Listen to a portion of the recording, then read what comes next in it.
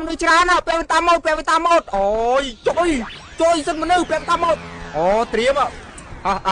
បារមីវេនតាមម៉ូតទៅអើយត្រៀមមិនអីថ្ងៃនេះគឺថាអាកូរ៉ាទុំទិញវេនតាមម៉ូតថ្មីឲ្យចាណាប្រិមិត្តព្រីភ្លើងហើយមានបរិះជុំជាតិគេម្នាក់មកសុំអាកូរ៉ារៀនពីយុទ្ធសាស្ត្រវេនតាមម៉ូតមួយហ្នឹងគឺថាម្នាក់មួយដែលអង្គុយខាងអាកូរ៉ាហ្នឹងគាត់គឺជាជនជាតិគេថាគាត់មកពីប្រទេសប្រេស៊ីលប្រិមិត្តព្រីភ្លើងហើយថ្ងៃនេះអាកូរ៉ាមានកិត្តិយសខ្លាំងមែនតើបានលេងជាមួយនឹងជនជាតិប្រេស៊ីលសួយម៉ែអ្នកគ្នាអើយពាក់វេនតាមម៉ូតទៅមកមនុស្សធ្លុះនោះមនុស្សនោះមើលធ្លុះហ្មងទៅចឹងអត់នេះមែន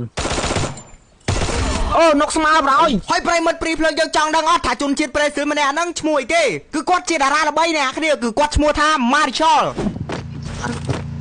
អូក្រហាងមែនវេនតាខ្ញុំអញ្ចឹងវេនតាថ្មីអញ្ចឹងបានខ្ញុំទិញយល់អត់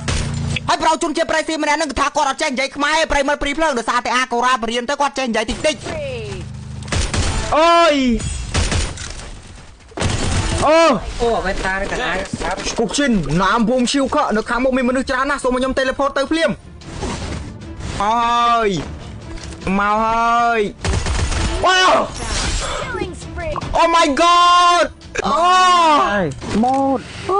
វេនតាម៉ូតវិញមកខ្ញុំមិនខ្ញុំដាក់វេនតាក្នុងម៉ូតហ៎ម៉ែបើមិនហៅមិនយកលុយអូយ